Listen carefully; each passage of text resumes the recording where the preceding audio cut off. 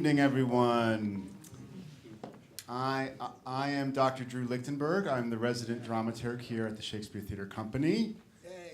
Yay. Welcome to the Shakespeare Hour live. So for those of you who are here for the first time or tuning in to our live stream for the first time, during the pandemic, we started a series of conversations called the Shakespeare Hour. I think this is episode number 56, so there were quite a number of them. And it started off being about Shakespeare, but it quickly became something broader. It became a series of conversations with people from all over the world about what Shakespeare can mean, what the Shakespeare Theatre can mean, what the work that we do here at the Shakespeare Theatre Company means.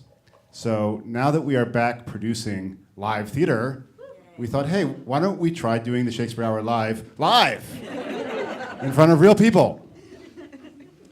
So it is my honor to be with you here tonight with our amazing panel of guests. Before I do, just a few details of the dramaturgy of tonight's event.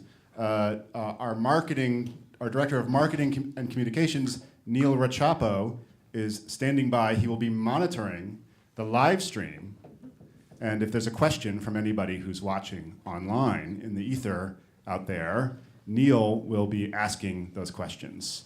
So we're retaining that element of the show. I also want to thank our generous sponsors.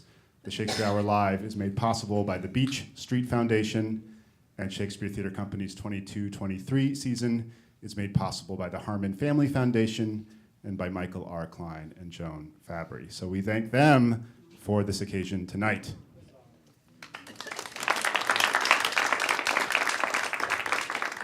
Now, if I can introduce our panelists. First, Simon Godwin needs no introduction. He is the artistic director of the Shakespeare Theatre Company. He is my boss. And he is the director of this brilliant production of King Lear, which is perhaps the most critically lauded and best-selling production in the history of the Shakespeare Theatre Company. Simon Godwin. I think that's largely down to the man next to me, but... Also joining us is Craig Wallace.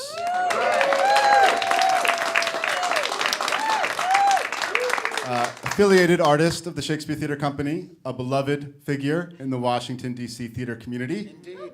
And Craig has the distinction of being in the show that opened the Klein Theatre in 1992, Much Ado About Nothing.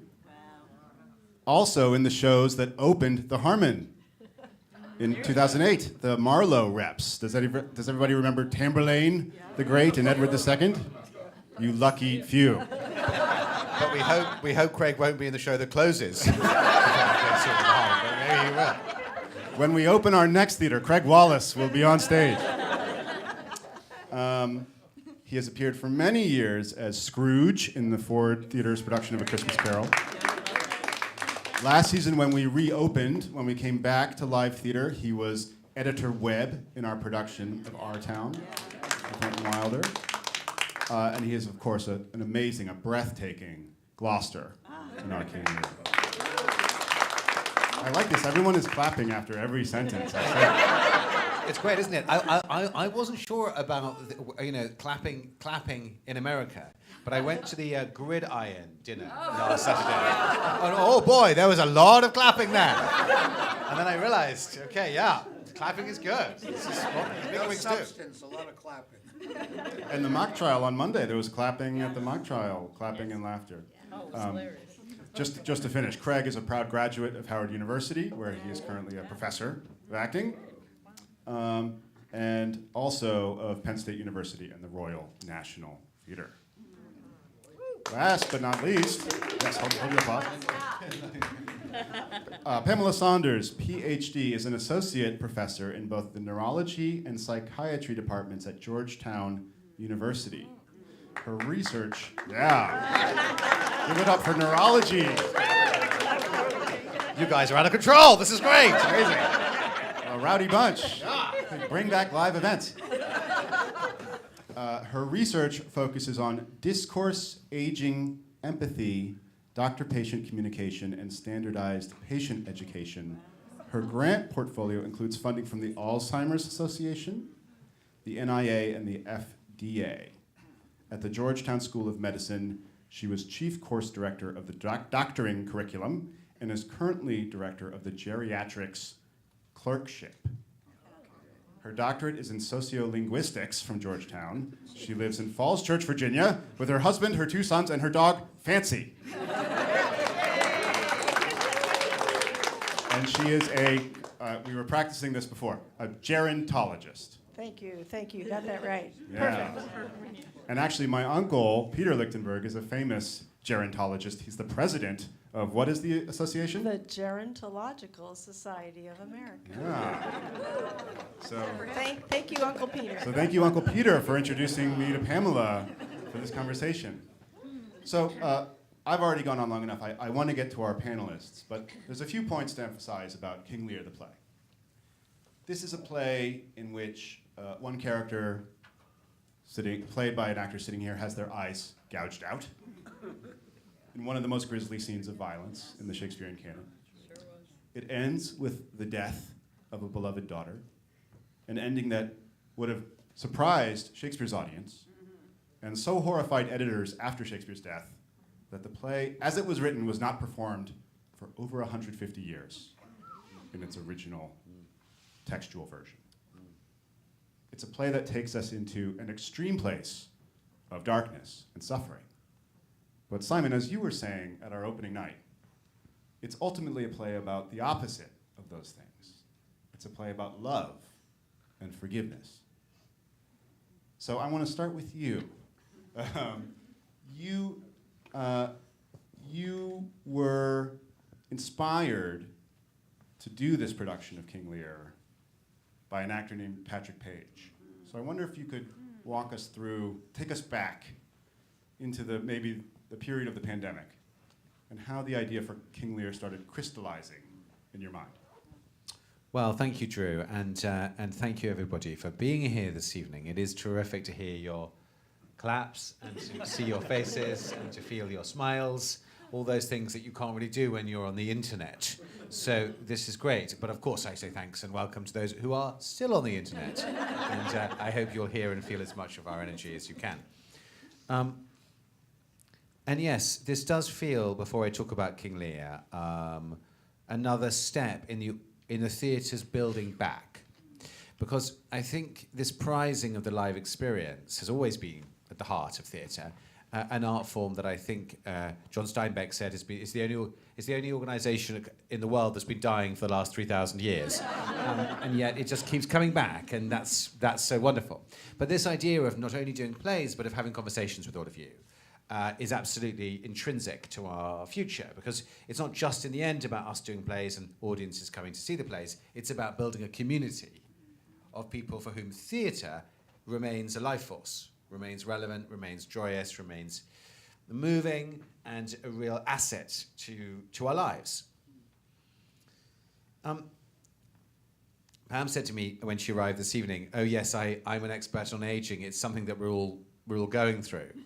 And part of me wanted to go, well, I'm not. and then you realise that, well, that's I'm afraid the case, that we are all definitely aging. And of course Shakespeare was very curious about things that affected all of us. He was very interested in the universal. He writes his plays in iambic pentameter, that de-dum, de-dum, de-dum, de-dum, de-dum rhythm, which is the rhythm of the heartbeat. And there's nothing like finding something that's going to unite an audience is if you're actually speaking to the rhythm that everybody, whatever their background, age or status, shares, and that is a heart. And that is an aging process. So it was only a matter of time before he came upon, oh, good, getting older. What a great topic to write about. For me, so many of these plays, which of course many of us are going to see several times during our lifetime, and actually the joy of Shakespeare is that we do see Hamlet aged 16, 30, 45, 70, and every time we come back to the plays, because we've changed a little bit, the plays have as well. They sort of grow with us. So for me, my first time seeing King Lear was with Robert Stevens playing it, who was a wonderful actor. He was married to Maggie Smith. I saw him when I was 17 at the Royal Shakespeare Company in Stratford. And he was a kind of huge actor, a really, what he reminded me of was a sort of deranged Father Christmas when I saw it. I remember in the production he wore this beautiful red kind of hunting jacket and was very, very radiant. And I found it very upsetting when, because I didn't know the play, to travel with this man of enormous power and prestige and glory who ends so utterly destitute by the end. And I think there is something about the first time you see these plays, when you're young and tender, as it were, that they really do make a huge impact. So in a sense, I've spent my adult life trying to get back to the moment when I could once again work or experience, or indeed in this case direct, this play that's haunted me ever since. And I think you can't do these productions without the right actors. It would be a foolish project to embark on Hamlet without your Hamlet, and it would be even more foolish to embark on King Lear without your King Lear. So it was, as Drew spoke about, happen chance that I met Patrick Page, an actor, of course, who has done several productions of the Shakespeare Theatre Company before. Have you acted with him in those shows, Craig, previously? No. So you were both company members, as it were, but never crossed over. So he had great experiences being Coriolanus and Macbeth here in Washington. And he approached me in the lockdown and said, hey, I've got an idea of a one-man show about Shakespeare's villains, in which I could play all the villains and tell you a little bit about Shakespeare along the way. And I said, okay, well, and by a strange quirk of fate, I'd actually met Patrick Page previous to that when he had interviewed me for this job. So I said, great, and we made a film of All the Devils Are Here. And by the nods of your heads, of some of your heads, you've seen it, and it's really smart, really good. And at the end of it, I thought, oh, what could Patrick do next? And then I realized and I use this funny, maybe it's not quite the right term, but you know what I mean, virile actor Patrick is. He's very muscular, he's very strong, he's very present. And I think in the history of King Lear, what's often happened is actors have played King Lear in their 70s or indeed early 80s. I mean, Robert Stevens, in fact, died a few months after finishing his run. He moved to the Barbican and then died. And in a way, like Robert Stevens, you channel a lot of profound poignancy if you are yourself very close to the grave. But it can also pose challenges. For example, problems of memorization. Because that is the thing, after all, maybe Pam will speak about it, but it's certainly the thing in my experience that does go first. Anxiety levels rise, not least connected to the decay in memory. Physicality weakens. So actually the physical ability to maintain the pitch that is required in this role becomes lessened. All the things that Patrick seemed able to address. He could clearly had a fantastic memory because he was doing this one-man show which was kind of flawless. He could tell he was in great shape physically. He's done a lot of stage work, notably Hadestown. So yes, he was a little bit younger than actors previously, but I suddenly thought, maybe this is the answer.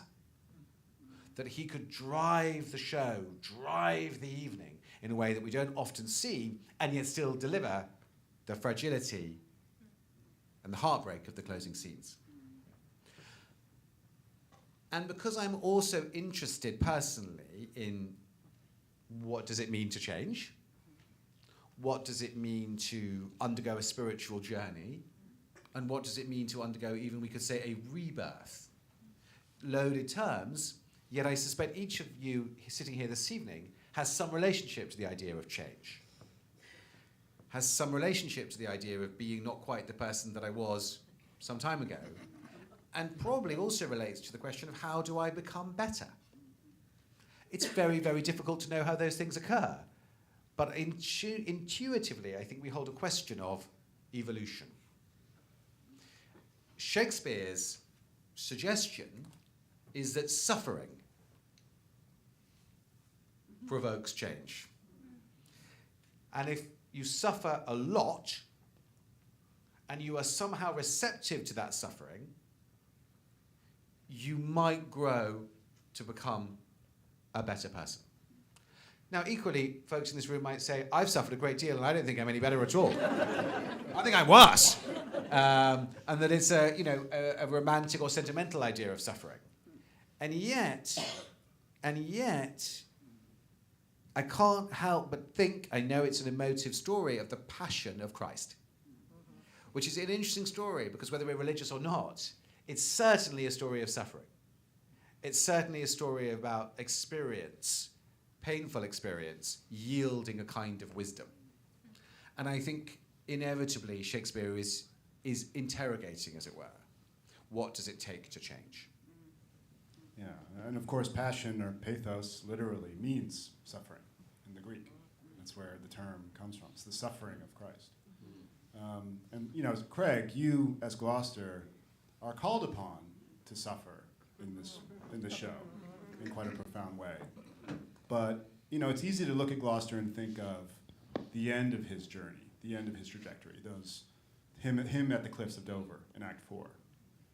But you know, you and I were discussing backstage just briefly, like there's a whole different character that you're playing before he suddenly changes.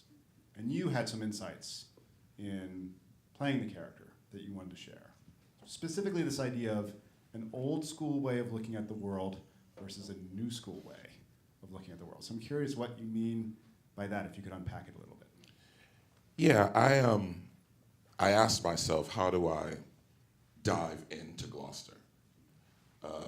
What is it about him that's positive, that's wonderful, at least in his mind. But what dawned on me is that Gloucester strikes me as being an old school dad. And what I mean by that is love to Gloucester is implied. It's not displayed. Gloucester would say, it's why Gloucester can call Edmund's mother a whore to his face. Because who cares? I took you in. I mean, in our production, he's a military man. He looks good. You know, I've done all the things that I'm supposed to do for him. Now, maybe if I rubbed him on his back and didn't acknowledge that he was a bastard, and it's the truth, he wouldn't want all of my land. But I think that's an old school way of love, and I think that in turn, Gloucester expects a certain respect and a loyalty. And I think that Gloucester and I think Lear runs into the new school who says, no, I don't, in the letter, in Edmund's letter, you know, this reference of age, you know, is keeping us from our money. And that's incredulous to Gloucester because you can't think that way. And I think that's an old school way of thinking, and I think that's a flaw. But I do want to say that same old school way of thinking is that Gloucester loves the king. And it doesn't matter what Lear says to his daughters, it doesn't matter what he gave away, he will always be the king. And because of that, he goes to the ends of the earth to make sure that he's protected. So that same old school that's a flaw is actually the thing that makes him honorable. So that's sort of, you know, it's interesting because when we begin the process, more times than not, the play is not Shakespeare's entire text. More times than not, it's adapted for several reasons. So when we approached Drew and Simon's script, and we talked about how we wanted to approach the story, we certainly did look at some other stuff for guidance and maybe a little perspective, but our play is our play. And so that's how I introduced myself to our play, with that sort of thinking. And it's so interesting that there are so many parallels between the Gloucester plot and the Lear plot. There's a moment where Lear says to his daughters, I gave you all. And Regan says right back, you know, and in good time, you gave it. And for me, whenever I see that scene, I think of Edmund writing in this letter, you know, the reverence of age keeps us from our money, keeps us from our land. They don't want to wait to be given money or land. They want to take it, reach out and take it. And that conflict between generations, and specifically an older generation that's not willing to give up money and power, seems like it's at the heart of this play. Which brings me to you, Pamela, as an expert in gerontology, which is the medical study of aging, correct? The scientific study of aging, correct. The scientific. You should know this, Drew, from your uncle who's so famous. Your uncle's tuning in, by the way, on the internet. If he is, hello. I'm sorry, Uncle Peter. Please don't be mad at the next family barbecue for mischaracterizing gerontology. And you know, one of the fascinating things about Lear is this question of his mind. What is he thinking at specific moments in the play? And unlike Hamlet, who says, I'm going to pretend to be mad, I'm going to don a disguise of antic madness, other characters describe Lear as mad. From the very first scene, Kent says, why should I not call Lear mad when he acts mad? And I know that Patrick, this is a little bit of interesting insight into the process, he came up with a diagnosis for Lear, which is the Lewy body syndrome of dementia. That it's this modern syndrome that explains, in Patrick's mind, why Lear acts a certain way. So you are the expert here, scientifically.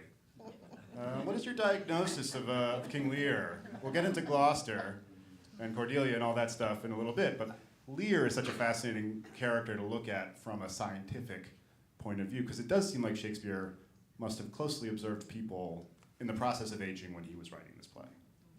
Well, thank you, Drew. Thank you for having me on this live panel. I appreciate being here. So I have a number of thoughts and many notes, which I promise not to read all of. And Simon, did you want to say something? No, I'm excited. I wish I had this conversation before rehearsal started. There we are. So I should like. So one of the very first theories of gerontology was called disengagement theory. You may be thinking to yourself, oh, that's not a very good word, but let me tell you a little bit about it. And I can also say it was quickly debunked, but it's interesting in relation to Lear and to the play. So disengagement theory says that aging is an inevitable mutual process of withdrawal, decreasing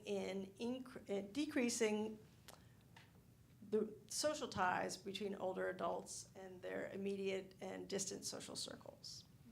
Okay, we definitely see that in the first scene of King Lear, when he says, yes, my death is, I'm crawling towards it. And that he's acknowledging that it's gonna happen. And we also see that when he's talking about transferring power and wealth to his daughters, he's also intimating that, yes, he knows his cognitive and physical capabilities are going to decline. In terms of social ties, disengagement theory tells us that we reduce social ties as we age in terms of the number of interactions we have and the connections that we have, either distant or immediate ties. I don't think King Lear fully expected how many social ties he would lose by retiring as king. We see this quite a bit when he complains about not being able to travel with his knight and his servant and his retinue of 100 knights who are messy. There's no ambiguity in Simon's staging. The knights are causing a mess. They like pizzas. They like pizza, they like hunting, they're loud. I do feel a little bit inferior because when Sam Mendes directed it at the National Theatre a few years ago, he actually had 100 knights. So I had, I think, 3. Do the work. Quite a lot of pizza boxes and a lot of general frenzied activity of causing a mess, but anyway. And it is interesting that when Lear says, while we unburdened crawl towards death in that first scene, and you know, I've never seen it done this way where it gets a laugh every time. Right. It got a laugh in the room when we did our run-through, and it gets a laugh from the audience, but it's not funny what he's saying. Yes, but I think, sorry, I think that laughter is such an interesting thing, isn't it? Because actually people laugh not always when things are funny, but when they are nervous, or when they wish to conceal discomfort, or they wish to act as a kind of support to somebody. And I think when the king refers to his own death, and there's lots of feelings going on, which laughter acts as a kind of mask. You're stealing my lines. I'm going to zip it, Pam. Over to you. One more thing about disengagement theory, which I promise you was followed by things called continuity theory and activity theory. The modern day examples we see today, especially in our TV shows, Succession and Yellowstone, where we have the patriarch deciding quite how he's going to pass his land and his wealth to the next generation and all the distress that the patriarchs cause. So certainly Shakespeare saw it, and we see it in more modern spaces. The other thing I wanted to talk to you a little bit about is research that I've done over the years on something I call communicative coping behaviors. And so we know that King Lear was played in this production as having Lewy body dementia. Lewy body dementia is the second most common type of dementia, and it's characterized by these sticky protein deposits called Lewy bodies. And it's also, we see symptoms of mood changes, irrational thinking, cognitive abilities, confusion. Certainly we see a lot of those things in Lear in this production. Just so you know, everybody gets a little slower when they age cognitively. They call it general slowing, which I don't love. But research is very clear that we're not as quick to find a word as perhaps our 20-year-old partner or child or student. So what I call communicative coping behaviors are those little communication behaviors you use when you're faced with memory loss. So, for example, you take grandma to the doctor because she's having a few problems finding the keys. The doctor does a few memory tests. The doctor might say, "Who's the president of the United States?" And grandma says, "Oh, he was forgettable." And everybody laughs. So what is grandma doing when she says such a thing, using that communicative coping behavior? Well, she's saving face. She's showing her comic timing and read of the audience. She's also asserting her agency and taking some power back from that all-knowing doctor. And also trying to deflect some attention away from her word-finding problems. So yes, indeed, I think humor is a definite communicative coping behavior. Well, and what's so interesting about Lear is that in the first half of the play, when he is threatened with a loss of power, and we talked about this a little bit, Simon, he will respond with these kind of fits, these explosions. And I do think that there's maybe a communicative coping behavior that a gerontologist might diagnose him with. And I'm thinking here, Simon, of the moment really right before the storm, when he's been pushed to the extreme of annoyance by Goneril and Regan, depriving him of his train, of his nights. Would he need 50 nights? Would he need 25? And he says, "No, you unnatural hags, I will do such things." And then it's written into the script. He forgets. He goes up. He experiences general slowing, as Pamela might say. And then he tries to get his power back. I don't know what they are, but they will be the terrors of the earth, right? Which is kind of the last moment where we see Lear before he undergoes this profound transformation in the storm. And it does seem like I don't think Shakespeare was thinking medically, right? Elizabethan medicine was a totally different thing than what we have here, but he was writing about the exact same thing, the exact same phenomenon that you're describing. Absolutely, and very likely Lewy body dementia existed. We've made some progress. We haven't cured all of these dementias yet, but people have been forgetting forever. Neil, do we have any questions or comments from the live chat as we chew over our general slowness. Good evening, Drew. Thank you for having me here. Hi, everyone. In addition to this live audience, we have more than 200 people who are joining us on YouTube and 200 people, that's Facebook amazing. Live. Yeah, and they are enjoying themselves greatly. They are from all over the DMV area, but also from Pennsylvania and California and places in between. That's fun and exciting. I don't have a question, but there is one comment that I'm going to direct to you, Drew. James Jordan notes that the downside of Shakespeare Hour Live in this format is we miss the Easter eggs on Drew's bookshelf. That's right. Every week I would put a different book that eagle-eyed viewers could connect in some kind of analogical way. So what's on your bookshelf at home right now, or your invisible bookshelf behind you? What tome is there, Drew, for people to spot? I'm wondering whether it's... experiencing general slowness right now. I think isn't it Must We Mean What We Say by the American philosopher Stanley Cavell, including a great essay on King Lear.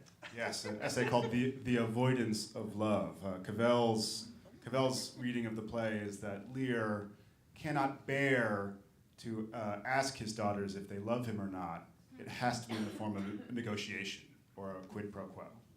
That it's the scariest thing that you can do in life when you're staring down the end of your life is ask if you are truly loved.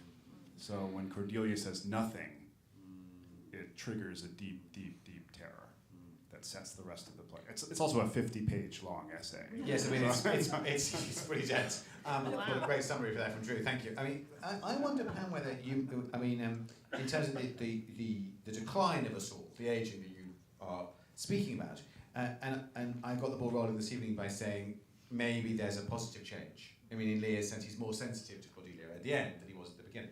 He's become more humane, arguably. Does aging yield wisdom? That's a great question. So aging is heterogeneous. So my 58 might look different from your 58 or your 58. We can think of aging in terms of lifespan. We can think of it in terms of health span. I think that many people get wiser as they get older, but not everyone. There's been some nice research out lately looking at people's attitudes towards aging, and the more positive you are about your own aging, the actual better health outcomes you may experience. So it's a hard question to answer in a few sentences. Yes. I mean, Craig, do you feel you're getting wiser as you get older? You know, I watch the young company members on the cast, and I find myself speaking to them in ways that I was spoken to by the older members of the company. And so I'd like to think that I'm passing on some wisdom that I learned to them in a positive way, of course. I'm not wagging my finger at them, but I'm watching myself. In some of the younger company members, I'm watching myself because coming up through this company, I was then. Before I was Gloucester, I was Curran, or I was Dennis, or, you know. So I'm watching them come up, and I'm finding myself having the ability to share with them some of the experiences I've gone through, which is interesting because I was like, when did I become that guy? I used to be the youngest person in the room, and now I'm, you know, the oldest. Like, when did that happen? But I'd like to think that comes from wisdom, that comes from learning, and not only learning, but being able to communicate that learning to other people. I would say there's a great pleasure in transferring knowledge and experience to younger generations, and that's why those intergenerational relationships are so satisfying and maybe the hope of our future. I think the other way to think about wisdom is that with so many older adults in the US and in the world at this moment in history, we have an accumulated wisdom and an accumulated tremendous resource to support us in how we go forward. Well, while we're on you, Craig, we have to talk about the second half of the play and Gloucester's trajectory, because you very memorably, but right before intermission, the scene before intermission, thanks to some very ripe cherry tomatoes, you are blinded and your eyeballs are squashed and squirt people in the front row. And then you have to play the whole second half after intermission in a state of, how would one describe it? Suffering, despair, attempts at suicide, at taking your own life, and a really, arduous journey. And I personally, and I was telling you this before we went on, the moment in the Dover scene where you just break down in tears. I mean, it's in the script where Lear says, "Why are you crying?" But it always catches me by surprise every time I see this performance, this production. And it's always very moving to me. So I'm just wondering how you explored that material, how you tackled something that seems like it's so vast in its proportions, and yet so relatable in a human way. Well, that's, I can begin by saying that the last thing I expected was to be eyeless and my king was going mad. And realizing that when we're on the cliffs of Dover is absolutely heartbreaking. So that's where I find that. And no matter, to me, no matter what you think of these men, that's got to be heartbreaking. When they realize how far they've fallen and what the consequence of that is, it's just, it's terrible for Gloucester. But I think that the way that, once again, the way that you all created Gloucester's journey, which is so great, and this is something Simon talked to me about, it goes to his directorial brilliance, is that I really wanted to play the second half, I just want to die. But Simon encouraged me to want to live. And I end up wanting to live through poor Tom, who just happens to be my son. And somehow he keeps encouraging me to live another day. And then something terrible happens and then I want to die again. And he says, no. You must live another day. And that's true too, a line that everybody kind of clowns me about. Because it's kind of like the least Shakespeare line. And he says, ripeness is all of a running rate the bums. And his response is, yeah. And that's true too. But once again, it's his struggle. It's his struggle to keep me, even in the midst of my suffering, to keep me wanting to live. And ultimately, the gift of that wanting to live is that he finally gets to tell me who he is. And when I realize that this beggar man, who has taken such great care of me through this horrible, and who I've come to rely on, is actually my son that I betrayed, I can die happy. How do I die smiling? Well, his heart burst. Smiling. Which is an amazing idea of the good, in a way, the good death in a sense, to burst and smiling, as if a heart could smile, which is such a deeply Shakespearean image. And it's interesting, isn't it, Simon, that it's finding that obstacle, that unexpected thing in the scene. That no, Gloucester doesn't want to die, he wants to find a reason to keep going on living. It reminded me of something you said about the blinding scene, which is that the horrible moment in that scene is not when he has his eyes gouged out. It's the moment immediately after that, when he's calling for his son Edmund. And they tell him, your son is the one who betrayed you. That's the painful moment in that scene. And I feel like there's moments like that throughout this production of But I think that's so hearing the play with fresh ears, seeing it with fresh eyes. Yes. In a moment, I'd love to hear some comments on questions from our audience, both online and in the room. But just to say one final, in this moment, example of this Shakespearean paradox that he's so concerned with. You get blind to see better. And in fact, in the opening scene, Kent says, "See better, Lear." And Gloucester said, when he's lost his eyes, I see feeling. I see it feelingly. So the idea that blindness is in fact accommodating or facilitating a different way of a new sight. We become old to become young. We go mad to become sane. It's like no one category is Shakespeare content with without revealing that the opposite is also true. And it's that unremitting paradox that I think is a way that Shakespeare can, because your point about expansion, of treating age as a positive space in which the miraculous strangeness of life can be frequently revealed to us. Because I notice in my own life and my own habits, or of those who are closest to me, a certain rigidity can occur. A kind of, that's my view, that's what I want to achieve in life, that's how I live, that's how I think, that's how I work. And when that is disrupted by folks, I think there's a tendency in all of us to become less tolerant of that. And Lear is certainly less tolerant of that until he's forced to be more tolerant. Questions from the audience? Yeah, it reminds me of.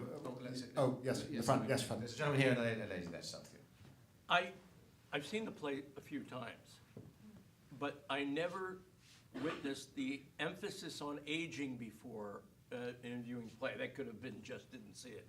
But what hit me, I don't know, was the director just having read about the play before I came, when Patrick spoke any relationship to aging, he seemed to slow his pace down and put emphasis on those phrases.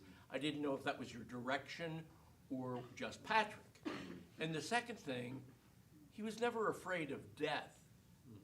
I didn't pick that up, but what I did pick up was his fear of going mad. I mean, he specifically addresses that in the play. And I guess from the medical side, are people that are about to go through dementia, are they aware that they're on that path, would be my first question. And I didn't pick him up as being mad, although having the, daughters, I'm glad I only have sons watching the play. but Watch out though, what if it's an Edmund? What if you have an Edmund? But maybe that could have drove him mad, but he was an alpha king. He was in charge until he decided, I'm going to retire and have fun with my 100 nights. Yes. But I didn't see signs of madness, at least in the first act. They're all they're within range of normal kings. Yeah. But yes, that's good. Yeah, that's so how yeah, I for those saw on the the- live stream, the question is the emphasis on aging, and then this notion of being conscious of your dementia, or really observations that you're making, which and it is very Putin-esque in our production. Well, let's hear from Pamela on consciousness of dementia. The consciousness of it. That's intense, isn't it? So here's another good word for you. Agnosonosia. Agnosonosia? Agnosognosia. Agnosognosia. Yes, which is being aware of your memory issues. And it turns out that some people have it and some people don't. So it's something that's a topic of research, but not everybody is aware of their memory decline. That makes me think of avgolemono soup. It could. Greek soup. Sounds like a Greek soup. Maybe. Presumably, though, in our current age, you alluded to improvements in dementia care, but in the end, none of us can stop aging. I mean, isn't the poignancy that to notice a memory loss is to notice a change of our hair, of our body, and in the end, how to embrace that is one of the big life questions, isn't it? Well, I think that the study of dementia has many parts. One is, how do we treat the disease? How do we stop it? And we're making a little more progress now than we had before, but we certainly haven't cured it. But knowing that it may be a while before we cure dementia, how do we live with it? Knowing that it's a progressive dementia, progressive disease without a cure. So I think it is maybe more than noticing their hair is going gray, because you're conscious and you want to have your faculties, especially your memory, as long as you can. I think there's a lot of angst and anguish that people go through, but we have so many good programs and ways of thinking about dementia. There's a wonderful group called Dementia Reimagined that really casts the disease in a positive light, and way we can make the best of our experience and for our loved ones. Wow. We have a question here in the second row. Sure. Yeah, thank you guys so much. I was thinking about the old school versus the new school way of thinking and love that you were talking about, Craig. And I love that because obviously this play was written a really long time ago, so there was also the old school and the new school back then. And so I wonder, thinking about love and aging and the negotiation that you were talking about, how that your character loves the king, and that the king loves his daughters in a way that he can do so while negotiating. And I feel like there may be a parallel between the fact that we cannot negotiate aging and that we cannot negotiate love. And I just wonder if there's some sort of connection between the way Cordelia loves her father and the way that Edmund eventually loves you, in that sort of realm of mercy and something that's not temporal, something that's divine. With what is it that connects us in that way? Yeah, thank you for that comment. It's about the dimension of these ungraspable things, these things that can't be comprehended intellectually or rationally, but are apprehended, such as love, right? It seems like both Cordelia and Edgar are part of yet another version of the new school.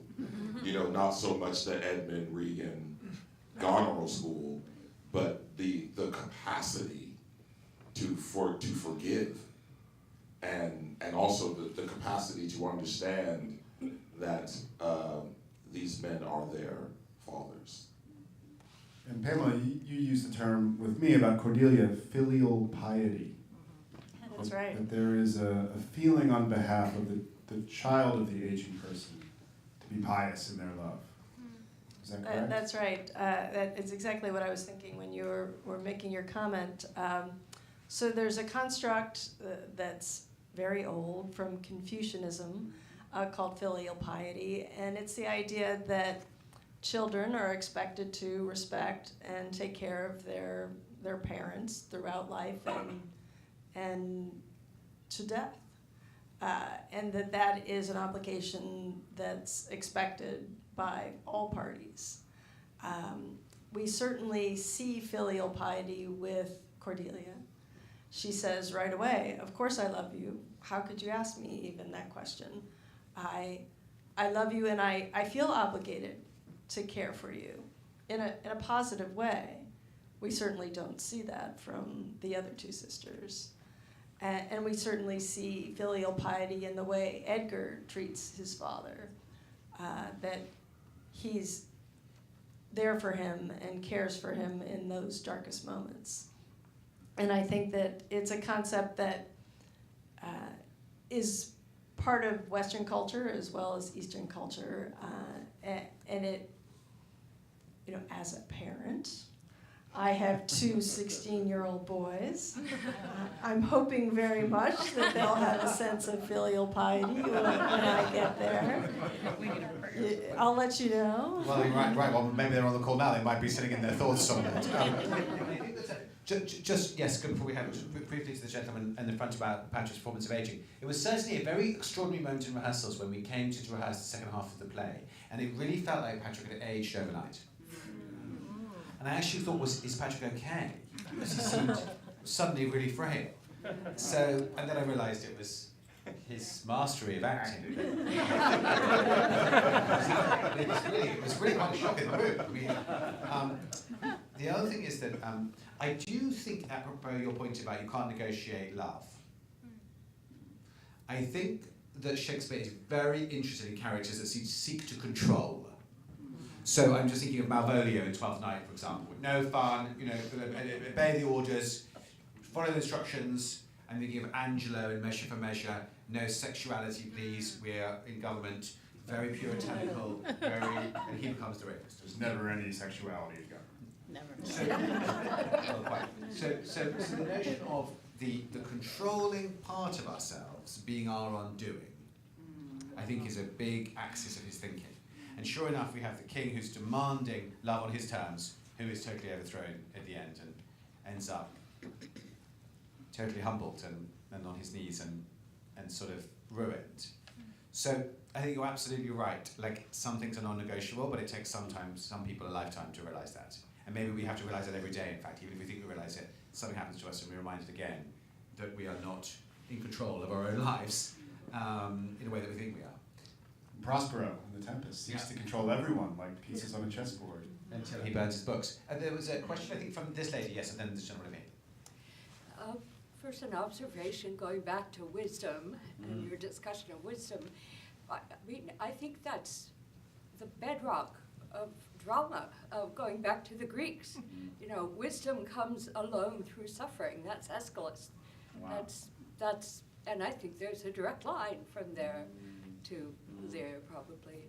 But the part about going back to old actors playing Lear. Yes. It seems to me one of the other paradoxes I would add to your list is there is strength and weakness in this play. Yes. Weakness and strength are another paradox. And in my mind, the two of the oldest and most recent Lears that I think of constantly are Ian McKellen and Anthony Hopkins. Old guys, old guys. Yet, I think they can do it justice. You know, I think. Although Anthony Hopkins doesn't go on the stage anymore, hasn't done for years. No, it was a film. It was a Okay, film, it was a very film. different. But Very in terms of the stamina, I mean, I think Mr. Hopkins, if he was here this evening, would agree that the stage is such a demanding territory that he would never. Well, he hasn't been on stage for 30 years. I think. No. But McKellen is on the stage and is an older man and is doing it. No respect to Terry McKellen. Quite right. Would you be willing to mention anything besides Stanley Cavell of other perspectives or guidance you said you turned to? I know it's your production and it's not anyone else's, but anything else that besides a 50-page essay? Yes, yes. Well, there's always the dramaturgy note in the sides. Highly influential for this. William Butler Yeats writes beautifully about this play. Really? And he says that it is the contrapuntal method of Shakespeare weaving together the story of Lear and the story of Gloucester, that Gloucester is Lear's shadow. And that the play, when you think of it, is not about these specific characters, but it seems to embody an entire age, an entire history, untold lives. That there's a power, an irreducibility to Shakespeare that Lear specifically captures. So I feel like Yeats on this play described Shakespeare's dramaturgy and his method as well as anybody ever did. Wow. One last question? Gentleman here and then Yeah, we're short on time, so yes, one or two more. Yes, sir. I'll be real quick. Straight contrary to Edgar also goes crazy, kind of. Yeah. He's not old. So when I read the play, I didn't think of dementia. I don't know, maybe I'm biased for some reason, but I thought that the frustration of losing his kingdom, becoming a Sirrah, or the unaccompanied man, is what drives Lear mad. So what we should do, Drew, is hear from this gentleman and then Barbara the other, and then we'll speak to this question and Barbara's point one by one to finish. Okay. the follow-up to it is that maybe a lot of what we see is erraticness in Lear is a fault in the text, because there's a lot of improbabilities with King Lear. One would be, you don't base your estate plan on speeches of your children, whether they love you. You just wouldn't do that. Nobody would do that, even if you were crazy. You really wouldn't do that. Edgar goes from oblivious to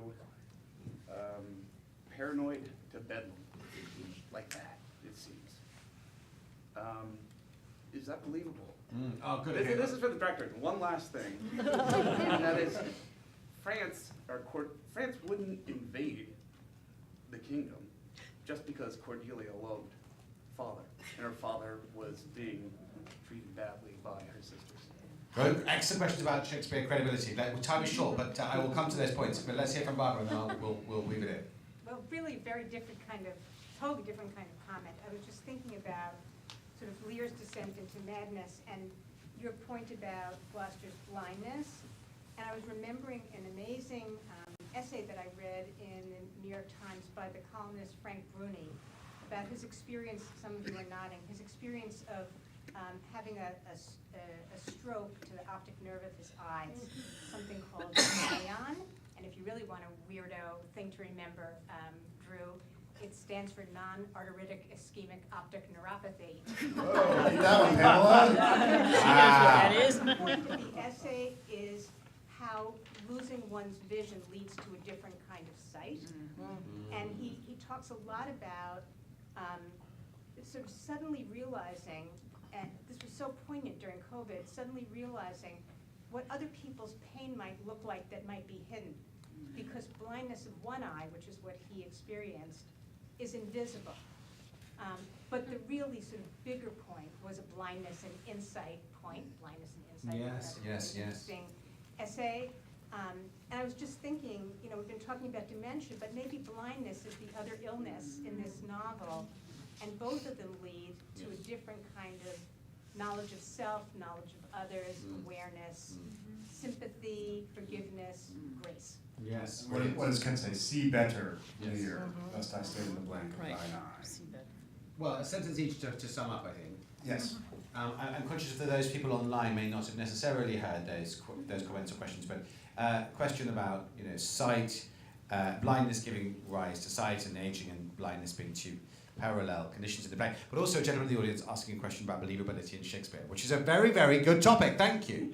And I'm just quite sure that many of you will have come and seeking Lear and had moments of feeling similar to the gentleman in the audience, of going, that is not, strictly speaking, believable. That is not in some level true. And yet that is Shakespeare's dramaturgy, that he does write these very stylized poems. And let's remember that the plays were done originally on a bare stage with no scenery, with no lighting changes, demonstrably artificial. And you might say, all my attempts to put truthfulness, as it were, into the staging is an error of judgment, that they are best done simply as verbal poems. My feeling is, though, that the journey is to find symbols, albeit the wheelchair, be it the private jet, be it a staircase, that somehow help one decode the strange mystery that are these plays, without actually saying to all of you, this is like a soap opera, or this is like a traditional film or a traditional story, because they're not. But I hear you, that is an ongoing and fascinating debate, which I'm certainly involved in forever, about where to strike the line. But we're just going to give it to Craig because of time. Yeah, Craig and Pamela summing up the evening. Yes. Thank you for listening. I listen to Simon all the time. Poor man. And Pamela, wow, that's just really wonderful. And what's great is that I can carry this into further performances of the show, which is so time well spent. Thank you for listening to us and being here, and you online. Pamela, any last words? Well, thank you so much for that. I'm honored. I may have to come see the show again. I wanted to make a final comment about reframing aging. So there is a movement afoot, a social endeavor to change the way we view aging in a more positive way. We're all doing it. It's really a very positive experience. And to reframe the way we talk about it, as opposed to people being old and decrepit and not having capacities and all the decline that disengagement theory talks about. But let's talk about what we're able to do. And if you hear some obnoxious commercial like Progressive Insurance, am I allowed to say that on it? Where it's always saying, oh, you're turning into your parents, you know. Write to your congressperson, you know. We really have to... Progressive Insurance will not be carrying any future episodes of Shakespeare Hour Live. You know, try to see the ways in which you define aging in a positive way, and that's my final thought. Well, and just to add on to what Simon was saying about believability, we spent over a year going through the play, seeing by scene saying, wait, this makes no sense, this makes no sense, this makes no sense, painstakingly. And yet, what I find with Shakespeare is that it may literally seem unbelievable, but it is always emotionally true. Scene after scene. I mean, Cordelia and Lear in his hospital bed, who has not been in that room in their life? I feel like Shakespeare's always in search of, as you were saying, the symbol, the motif. And if it means Edgar being a mohawked, tattooed Afropunk, I know exactly what poor Tom means from that brilliant, brilliant directorial decision. So anyways, I want to thank all our panelists, thank all of you for coming, thank all of you online. Go see King Lear, it's running through April 16th. So there are many, we've extended 3 weeks on the original run. Join Pam in coming again. Coming again, please come again. Thank you, thank you.